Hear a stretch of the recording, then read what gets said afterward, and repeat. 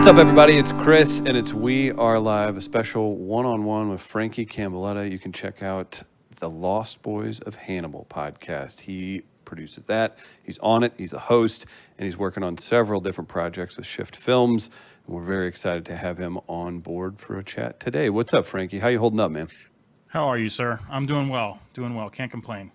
You've got a lot going on. So number one in my head, I'm hoping, did I say all that right? Where is he here? Is he there? I know you've got a lot going on.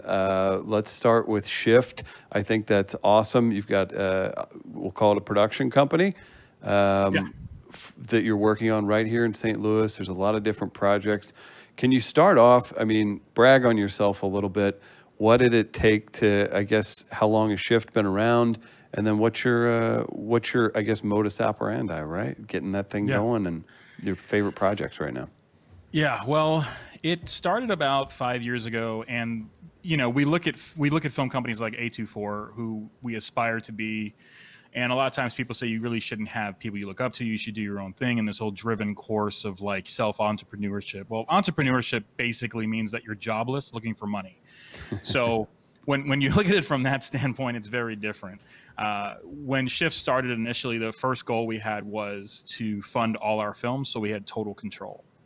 And then the second real baseline was to create a name that evoked an emotion in every film. And that, of course, is the shift. It's when the film goes from a light to a dark, from a dark to a light, from comedic to horror. There's always a shift in every one of our films. And we get that from our muscle car backgrounds. We actually were in the process before this pandemic started. We're in the process of creating Shift Fleet, which is a bunch of muscle cars used for film. So if somebody wants an El Camino, awesome. If somebody wants a Chevelle. So we were in the process of doing that while this whole thing went down. So we were able to collect about 4 or 5 different cars that we're going to be using in movies, and having people locally in St. Louis like, hey, Frankie, I'm trying to do this film from the 60s. It's a 5-minute film. Can I borrow your Chevelle? Can I look at the C10? And Shift's answer is, we're always going to help local. And whether we charge or not, it doesn't matter. It's about putting out quality products. So we wanted to be a production company that not only had control, but also could help people that did not have the means. I think that when you get into film, the hardest thing, like I got my film degree back in 2005, and I wouldn't pick up a camera for 10 years because it's so expensive. Yeah. It's so expensive. Today, with your cell phone, Lady Gaga proved this not too long ago. She had about $400,000 in lighting equipment, but she did film it on an iPhone, right? Yeah. So you have the ability to do it. But at the end of the day, we want to be there not only as a support, but create films that we want to do, not what Hollywood's telling us to do. I think that if you look at the Academy Awards the last couple of years, the ratings have been the lowest and the indie films have been winning. And that's a trajectory that Shift wants to be a part of. We want to be a part of A24. We want to be a part of those cinematic places where we're distributing in movie theaters, but that might go the way of the dodo with this COVID thing. So, being able to, you know what I'm saying? How are we going to... Yeah. Well, it's weird. I don't know. Should we look at it, if you're coming from this guerrilla background with these technical capabilities, as I sit here in a podcast studio with streaming and things like that? See, I'm playing. This is all very meta. I sit here and we're busy right now, and we've talked about this, but it's so weird because are we going to see some of these giant companies, recording artists, representation, sports events people, are they essentially going to dip low, I say low, on their view to conferencing, to streaming, to things like that? So I don't know, are you in a better position maybe than you, and I'm saying this rhetorically, could you end up at the end of this in a better position because you are used to kind of going it alone, and you have the creativity to kind of scrounge and to get out there and scrap and fight a little bit, rather than count on giant crowds or huge turnouts at theaters? I wonder, for people like you, and I could be way off, if some of the skills you've developed would potentially set you up better at the end of this. It's a good question. I think that it's hard to answer. It's kind of answered in parts. Sure. I'm a movie theater lover. I think going to the cinema is my favorite memories with my dad, right? So he was a huge Harrison Ford fan. So not seeing Star Wars and Lost Ark, and because I'm 77, y'all, I'm Year of the Bandit. But so, you know, movie theater for me is something that, like, to see your film on the big screen, I don't think that is ever going to go away. It is the dream of every cinematographer, director, lighter, anybody that wants to work in the film industry. Today, we're faced with a very different challenge and a difficult challenge. And you can see that from the delays in film. You can see that when Extraction, the new film with Helmsworth, that went to Netflix, which is a good film. It's a very action-packed film. There's a good storyline there. When you see stuff like The Invisible Man that didn't get the play it should have gotten, when you see films like The Quiet Place Part 2, okay, he put that off now till next year probably. They base their revenue streams on Blockbuster. For the independent market, we've never had the aspirations to be in a theater unless we four-walled it, right? Sure. So we were coming out of pocket regardless. Does it give us a unique opportunity? I think that Netflix is going to get old. I think Hulu is going to get old for people when you're sitting at home 24 hours a day and you're going through everything. I think now is the time to talk to distributors and say, hey, I've got a documentary, I've got a film. I mean, if you look at the success of what is it, the Ghost Who Walks, it's a St. Louis film. He got on Netflix. I don't know the ramifications, I don't know who he is, but I'm very proud of him because he's a St. Louis filmmaker.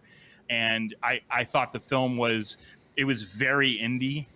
There was some great acting in it. There's some great scenes in it, and Netflix put it out there. So I think this is now more, we have set ourselves up to do this anyway, but Netflix is like a Tinder date, but it's like, you know, you swipe left on all these different people because you think you don't have a chance with them. And it's kind of like that 10 that comes up in the thing and you're like, well, I'm gonna go ahead and swipe right and maybe, because that's what it always feels like to me. Today, I think, you know, maybe the 10s are looking at 5s and being like, hey, let's try these guys out. Kind of lonely. You know? I watched this happen too. Just, and this kind of ties into the other part of the vehicle fulfillment that you aspire to do for films, or that you have done. I've had, and this is so funny because I feel like it's come up over the last 4 years plus, but we've been treated really well by Adam Carolla. Big podcaster, race car driver, professional, really. Great man. Yeah, he's great. And I've been to his studio. And he's got those Paul Newman cars right there behind this amazing podcast studio. So it's wild. I guess my point is there's two things. First one would be he's now cranking out documentaries left and right. Uppity is on Netflix right now. I highly recommend that. He made a Ford versus Ferrari documentary before the feature film came out. It was a great documentary. Yeah, too. I'm glad you saw it. So much more information. For sure. And it's so funny how that happens. Point being, they wouldn't take his stuff for like the first 3 or 4 ones he did. And then all of a sudden they're like, okay. And you can debate on why that is. I think they do that to a lot of people. It wouldn't necessarily be because of how he comes off politically. But at the same time, that has to be weird to see that from somebody in your position, like this guy took that long to get in. But then also it's more interesting to me, and I'm sure to you with your love of cars and that particular line of work you're wanting to be in. I guess what's the most unique vehicle that you are either aspiring to get a hold of, or that you may already have, that you want to be holding on to, that you want you want Brad Pitt's production company to be like, hey, I need this, and you're the guy who's got it. Do you have one in particular you already have, or is there one that you've got your eye on? I have my dream car, and you know, he's right now, we're in the process of we just redid all the suspension in it. We ripped out all the suspension, redid all the brakes. I have a 1969 Chevelle Super Sport. Wow. I love the 72, but for some reason that 69 was this. It's a lot for me. It's a lot of reasons why I like the 69. Both my seat, I have a C10 Chevy truck too. That's a 1969, and the reason why is because I do true crime podcasts. And if you look at 1969, this is the year of serial killers. This is the year where everything starts to explode. And so to have some kind of that reference of the year that it is. First of all, the 60s, hands down, and my dad will argue with me, but from 60 to 69 is some of the best music to come out of America and England. And so to have these cars and to have that music, and it's just something to it. So the 69 Chevelle is something. My dream car, however, is a GTO. I really, I looked at one yesterday. It was a 66. these people park them in a barn and they leave them there because it threw a rod. And I never understood that. I'm like, the engine is the easiest part to fix. It is so easy to fix an engine. It's the body work that destroys you. Yeah. It's just like, you're going to put 30 grand in putting in new floors and putting in new sheet metal. And so for me, like when I look at, if you look at Once Upon a Time in Hollywood, there's a Le Mans, there's a yellow Canary Le Mans in that. And it is phenomenally beautiful. And it's something that like I aspire to do. I mean, we missed the Forest Park because we're in St. Louis, the Forest Park car show, which me and my best friend Jeremy King, who's actually the partner in my company. Sure. So that's that guy that basically is like, hey, let's do this, we can do this. And he's a go-getter, and he's an incredible mechanic, like savant. Like he looks at stuff, he's like, yeah, I think that's the carburetor, that's probably the starter. And it is. And so working with him on the cars, like all our cars are actually out in Illinois where he lives, and they're all in his garage, so we can just work on them on the weekends. And it's been a good time right now that we can get some stuff. We actually, sitting in my room right now is a Sniper EFI kit. So we're making the Chevelle a pro touring vehicle so we can take it across country with our other podcast, Graveyard Shift, where we do paranormal pit stops, but we want to do it in our Chevelle. So we have this whole thing, this dream, and I know that's kind of long-winded, but I can get going on cars forever. I assume so, and especially too whenever you are involved at the granular level that you are, you're going to have a lot to say about it because you care about it, right? But I think film does that. Sometimes when you look at film and you see, man, what car is that? You know.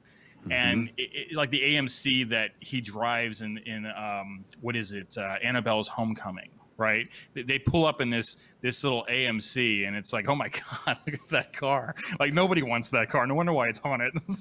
It's isn't that so wild? Like the things that you notice. You mentioned Once Upon a Time in Hollywood, which we could go several directions on with that, but just a quick note. That was one thing as I was like looking around that, I was just like picturing like, how I get it, he's Quentin Tarantino, but man, to shut down a freeway in Los Angeles and populate it with the right amount, because I was looking real hard for like a 2000s model something car to pop up that they forgot, and boy, did they nail it. Now, I could be being naive, and there could be some heavy editing involved in that, but give them the props. They covered the bases. So that was just something I definitely noticed. And then with that, obviously the Charles Manson and the Manson family side of everything. And I'm gonna butcher this, and I'll have to Google this, but there's a book out, and I listen to Joe Rogan's podcast. Do you? Absolutely love. Okay. Joe. Have you heard the guy who spent 20 years diving in to the Manson family murders and how deep this goes, and he has irrefutable evidence? Yeah, there's a lot to that story, and I'm glad that he's done that, because it comes off as something that was a setup from the get. Like, who was really the mastermind there? What was really going on? Did Manson belong behind bars that long? Right. Did he propagate this character, that who he was, just because of protection inside a prison? I mean, you have to understand that, like, his craziness, I don't know. I mean, I haven't dove too much into it. I've caught it a couple times just because of the Lost Boys podcast. We've been getting into like Zodiac Killer and stuff like that. But sure, the Manson is a fascinating character in history. John Wayne Gacy is a fascinating character in history, and it's disgusting. It's salacious what happened. At the end of the day, we're drawn to it because we want closure for victims, while simultaneously trying to understand why they did what they did. And I'm against the capital punishment in serial killer cases, just because we need to learn from these people, and I get a lot of flack for that. But I just don't believe in capital punishment. It doesn't make any sense to me. Like, we can learn from these people, so we understand why they did, what the environment was. I mean, how are they a victim? And I know that sounds totally crazy, but to some degree, was John Wayne Gacy, was Charles Manson a victim? I mean, look at Charles Manson in his life. It's terrible. Like, as a child. Like, do we have sympathy? Do we have empathy? Of course not. We look at, what happened and what the fallout was there, and killing people. And we get that. But prior to that, if we can just go back and look at somebody's life, and it's like, wow, man, as a kid, they're abused, they're sexually molested, they're beaten by their father, they have no father, their mother's a prostitute. I mean, like, you're a product of your environment, and we're just not doing our due diligence from a science standpoint. or from a psychology standpoint to understand like why these things happen, why they transpired the way they did, you know? If you don't want to put the sympathy in, just put in the prevention. Just say, we don't want this to happen again. That's why we're doing this. So, well, we do the same thing with mental illness, man. Like we just totally, and that's the other thing I should say. Jeremy King and myself, who own Shift, the thing that we try to do is every one of our films focuses on mental illness. There's a mental illness thing, and the best way to do that is to stream it through film. People have to understand that it is a real disease, that these people are sick, like, and they do things and they don't know why they do things. And so until we have a better handle on the mental diseases and the mental deficiencies, then we need to do our part, you know, to really start doing something, you know, stop with the Black Rifle stuff. Why did they shoot them? Like, what happened? Like, why are we losing our children to this? Why are we losing people to mental illness and we're not doing anything about it? You know, a bullet's not going to stop.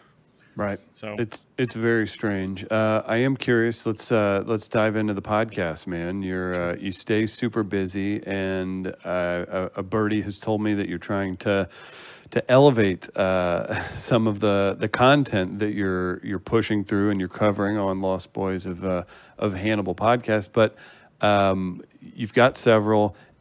Throw out all the podcasts you're doing, and then you pick the path we go down, because you've got a lot going on, man. And I find it to all be pretty interesting. I am curious as well, maybe what originally took you down that path, if you can even pinpoint that. As far as being involved in those topics, I honestly, I talk to so many comics and I guess people that I find interesting. I don't know. I'm not really sure why. I think it's fun. Like that's my lame, obtuse answer. But I don't know. Maybe you've got something a little more succinct. Well, I mean, it's strange. I mean, I've actually analyzed a lot. I analyzed what took us down the path of the Lost Boys of Hannibal. To be clear, before I go on a Frankie rant here, but Jeremy King was friends. We're ghost hunters. This is one of the things that we do. We love it. I don't necessarily believe in ghosts. I think people ascend or transition. But the reason why I'm into it is because it's a puzzle and I want to fix it. If it's a trash panda in the attic, then I want to pull them out and say, here's your ghost. And so Chris Ketters is one of these people that Jeremy had ghost hunted with. And he initially called me and said, hey, you got to talk to Chris. He's got a really interesting story in Hannibal, Missouri. I said, man, I don't really want to do anything paranormal because you really placate to one audience and you lose credibility as a documentary filmmaker. You just do. It comes hand in hand. It's a pseudoscience. And it's a pseudoscience because of people like Bagans. You know, Zach Bagans makes it a pseudoscience. He's a resounding idiot, like when it comes to things like that. The guy gets possessed by a pencil. Like, no matter what it is. He's got the TV show, right?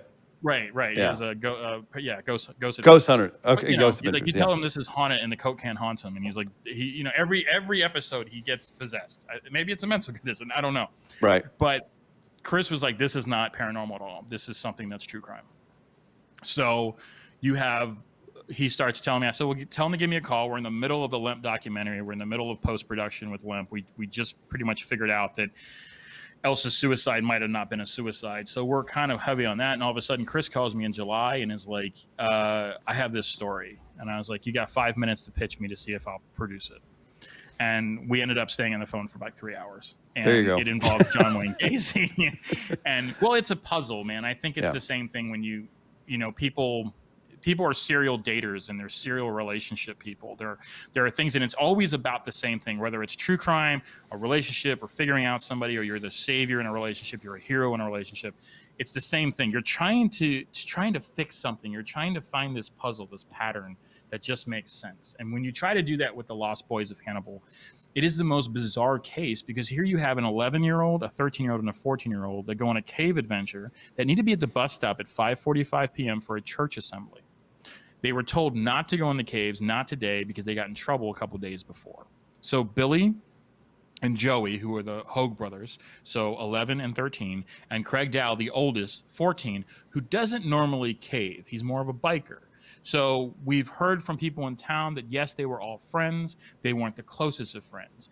But Joey and Billy had happened upon something on Monday. What that is, we do not know. That's one of the mysteries we're trying to figure out. Mm-hmm. Because we know these kids grew up about a 5-minute walk from Murphy's cave. So they had been in the cave 1,000 times. So it wasn't anything new. He had discovered something different and interesting, and it made his adventure and exploratory skills go through the roof, where he wanted to invite people to show them what they found. So I think Craig kind of got involved in that, and they go searching. They get off the bus. Their last seen on top of Lover's Leap, which is not even near a cave system. There is a cave system there, but it's you'd have to give about a 10 to 15 minute walk to get to the Road Cut Cave. That's the last time they're seen at 5:15 p.m.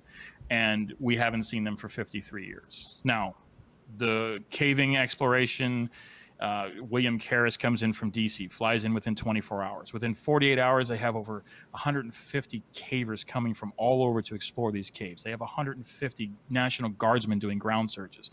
They have the police department, the rescue teams, everything. These kids went missing. I mean, you want to talk about like UFO abduction, like missing in plain sight? Like we don't know what happened. They just disappeared. And the search goes on for over a month. They spend over $1 million in 1967. So this happened on May 10th, 1967. So it's the only caving story where victims went missing and were never found in the history of caving. They're the only 3 that went missing. Those numbers. And then things get really strange because we realize, Chris just found this out on the 2nd season recently, and I think it's huge news. They're never listed as missing children. They're not. They're not on any bank. They're not on any registry. For the last 53 years, these kids are lost in the caves, was the conclusion. So they've never been on any kind of list. So if bodies were discovered, some John Does were discovered in Arkansas and California, they don't come up on the registry.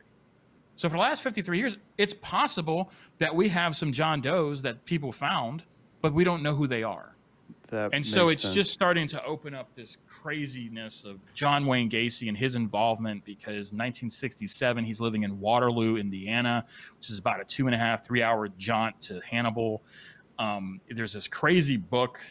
There's a great book, actually. It's called The Lost Boys of Hannibal, right? And we didn't base our podcast off this. We based our podcast off the Karras reports.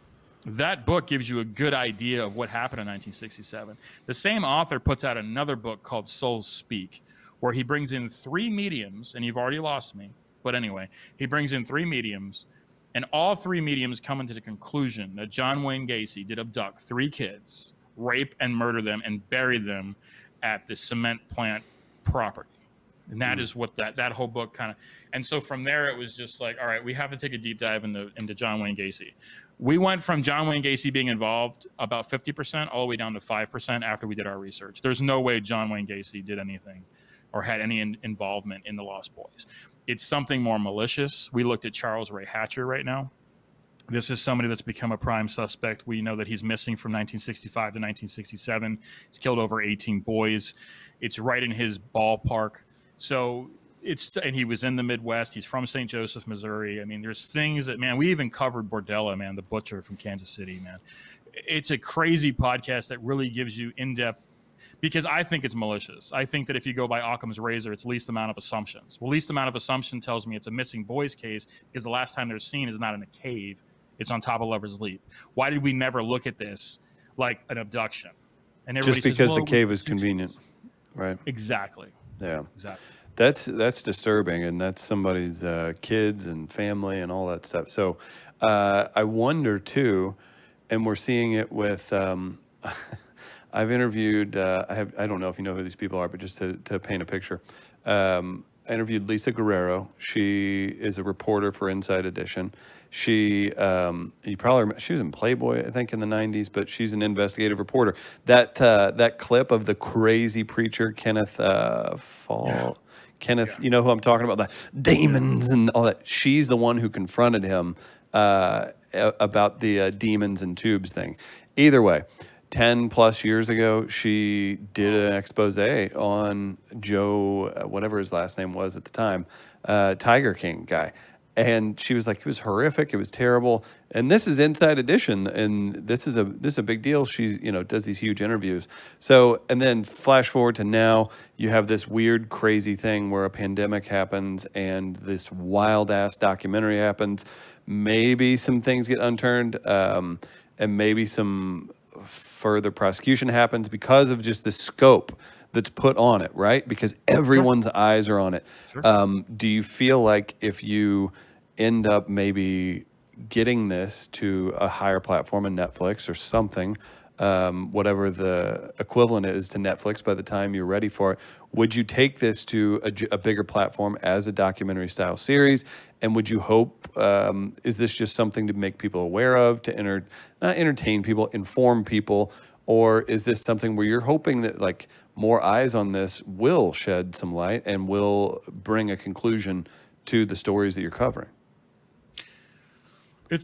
Once again, it's a rounded question because there's a lot of decision making there. This year, we were supposed to start filming the documentary Lost Boys of Hannibal. We knew that after the first season, this was going to be slated as a film, and it had to be slated as an episodic. It has to go 8 episodes because there's so much to it. I mean, you talk about a town like Hannibal, Missouri, which is this cool little kitschy town, this river town full of great people, great businesses. They all help each other. There's not a lot of bad that happens in Hannibal. We all have our underlings. We all have our problems with drugs and crime and stuff. But when you look at Hannibal as a whole, Hannibal in and of itself is an episode. It's Mark Twain's hometown. It has a lot of history. There's a lot of things and ruthlessness that had happened in the 1800s. And so these kids growing up in Mark Twain's hometown, man, every kid born in Hannibal, Missouri or Louisiana or Quincy is a natural born explorer. Yeah. And so it really needs to tell that tale. And I do believe that when you talk about Tiger King and stuff like that, is there a murder that went unnoticed with, Carol Baskins? I mean, when I was a kid, I grew up in Florida. I lived in Florida for 34 years in Miami, Florida. When I was a kid, I remember seeing those billboards for Don. Everybody knew Don. Does spotlighting a documentary, in a sense, aside from memes and jokes, does it get to the very heart? I mean, somebody lost their life. I mean, Don lost his life. Somebody needs to placate to the victim now. Somebody needs to do the documentary about the victim. I think the documentary in and of itself, I know that the crew, and I've heard this through the grapevine, that the crew that did Tiger King did make a whole bunch of money from Netflix. I think they got, I don't think Netflix thought it was going to be what it was. And this happens a lot in film. So you have to be careful with that angle too. That guy owns hotels, right? Yeah. In New York. Yeah. I'd heard a few things. I spoke to people. Yeah. It's the world gets small really fast. But yeah, continue. Sorry. Yeah. No. With Lost Boys of Hannibal, I think you look at it from the standpoint of it's not just those 3 kids. Okay. It's every missing kid. This should never happen. And I think that when you bring closure to one case, there's 120,000 cold cases in America. 1% are ever solved. You look at the statistics and you're just like, you look at these kids' faces and they are just beautiful boys. They're just beautiful kids. Like, these are kids that were going to be astronauts, that were going to be doctors, that were going to be explorers, that were going to be these things. And their life is cut too short. And so this documentary focuses not only on what happened to Billy, Joey, and Craig, but who they were as people. And I think we're just not doing that. I think Netflix makes criminals heroes. Like Joe, this Tiger King guy, it's funny. Don't get me wrong. I do an amazing impression of him, and I've had fun with it. But at the end of the day, like, we glorify villains. We glorify it. And we don't talk about Don. When you look at Making of a Murderer, we think Avery's innocent. How is this guy innocent? Yeah. Like, everybody's against the police department. Everybody's against the detectives. No one's talked to the victim's family. There's not one episode on them. What about the girl that lost her life? That's what, back to the Tiger King guy, that's what Lisa was saying. She's like, it's disgusting. She's like, I was in Oklahoma at this place. She was like, they didn't show shit. She was like, I saw this, and he's a terrible person, is how she looked at it. She's like, you're fetishizing him. Human. Yeah. And Doc Antill is the same way. They're trash. I thought that too. Man, that guy. This will be the 5th episode I've brought this up, just because I've been lucky to talk to people that get to do fun stuff. You do fun stuff. As a filmmaker, I did the the Leo meme from Once Upon a Time in Hollywood that's going around, where he's like pointing at the TV. I did that like times 10. out of frustration for the crew, whenever that Doc Antle bastard, that cocky bastard, told them to set up their shot over to the left, he's like, "You'll want to set that up." I was like, "Oh my gosh, the people I know they'd be like, we're leaving. You don't, I mean, we need you, but you don't need to tell us." Oh, I bet that made you cringe. It does. I think that when you look at it too, like, I mean, nothing against the film. I think the film is shot great. I think it's hilarious. I love that they filmed the one guy in a bathtub. I mean, there are things that they did that just made fun of these people. And, you know, look at Carol Baskin has, I think, 4 different lawsuits against the film company and Netflix. I mean, she's firing on all cylinders right now. So it was an interesting, like, let's give them their due. It was an interesting slice of pop culture that is, I don't ever use this word, but it's problematic. It's got its problems behind it. You know, there are issues that are attached to it, and it's not without flaw, obviously. But and it falls back to Malcolm Gladwell too in his book, The Tipping Point. The movie falls right on a pandemic. So what are you doing? You're at home. Right. And it's like, man, had it been any other documentary, man, like, wow. It's right. There's several you could think of that'd be like, man, what if this hit then? And then that, So it's interesting to watch how that plays out. I guess with all the podcasts that you do and the projects that you work on, how are you, I guess, adapting in regards to production schedules? And are you still able to put everything out regularly currently? And remind everybody all the shows that you're doing. There's more than one. Sure. Yeah. So we have Lost Boys of Hannibal, which is on schedule. It's on schedule. It is every 2 weeks on Mondays. We do live events on Facebook, which garner anywhere from 30 to 50 people tune in for those. And then the next couple days, they'll watch it. But we do have a great following. We're approaching 25,000 downloads on only 17 episodes. That's great. It's pretty viral. It's pretty crazy. It's local. I mean, but every state has listened to us. We have a really cool analytics board that we look at. Missouri, Illinois, California, Texas is basically our top 4 states that love this podcast, and we're trying to grow the market. We're trying to grow it too. We don't have any sponsors yet. It's something that we're looking into, but we're still trying to grow the brand a little bit. Yeah. Then there's Graveyard Shift. Graveyard Shift is a paranormal show where you have 2 conservatives from living in the Midwest that basically go off on Trump tangents, political tangents. It's a curseful show. It's me, another side of me, going on rants about just arguing with people that believe in demons in their attic. It's Jeremy, who is a believer, and it's me and him, and it's just really funny. There's burps, there's farts. It's a terrible type of Family Guy atmosphere on that show. Sure. It's terrible, but it has a following. It's a cult following. People love the conservative ghost hunters, which most ghost hunters are conservative for some strange reason, maybe because we get to go in our trucks and have a meeting with ourselves. You know? I guess, yeah. That's an interesting point. I would not have guessed that. I don't know why I wouldn't have guessed that, but that just wouldn't have been my first guess, I guess. Yeah, it's strange. And then you have the spiritual, and you have the people that we argue with. So that's Graveyard Shift.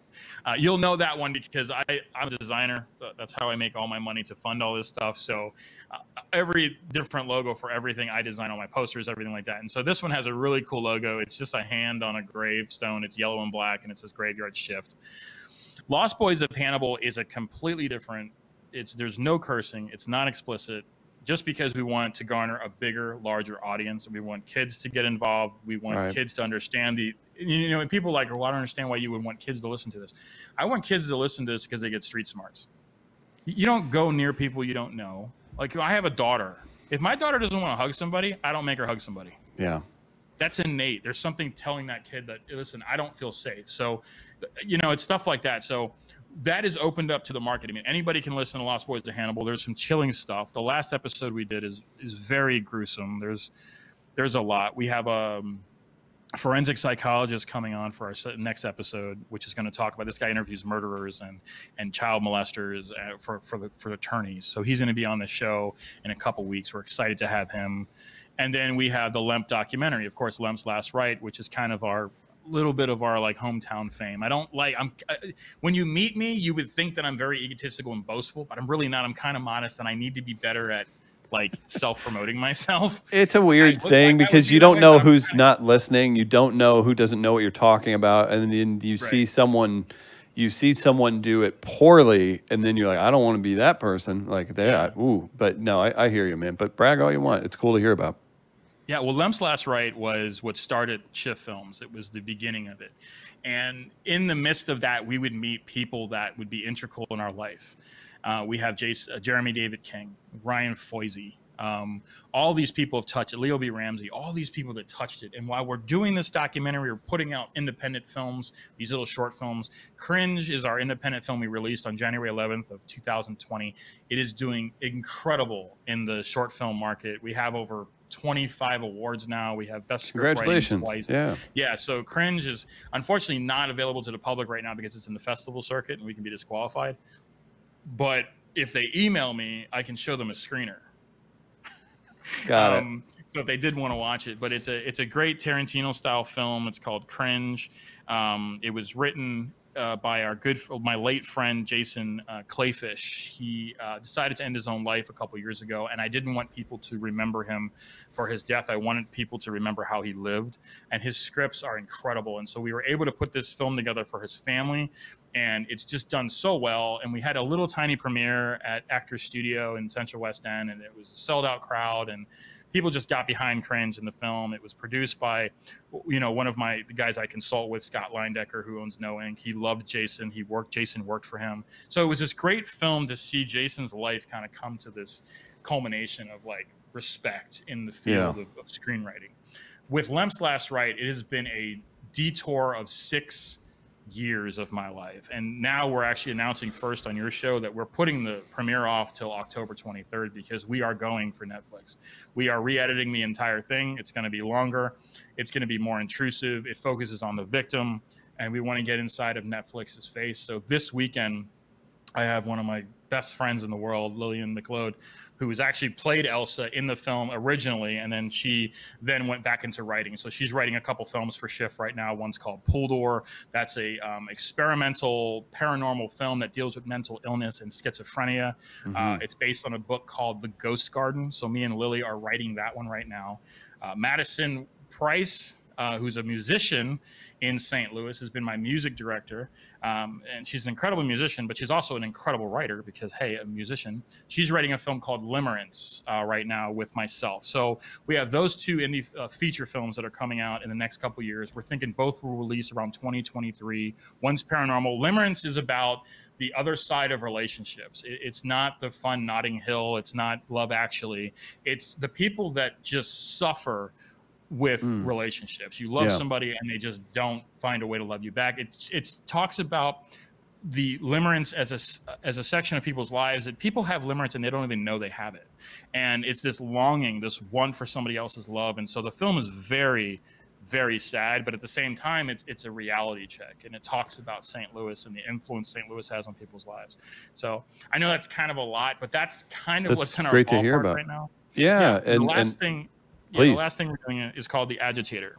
The Agitator is something that I've been filming by myself privately for a while.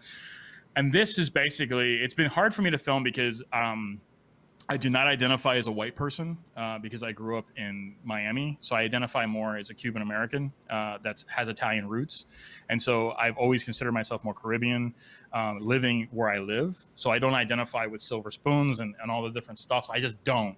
So it's been hard for me to do this film because it's talking about police brutality to Black people, especially in the heart of St. Louis. And nobody's doing this film. No one's talking about this.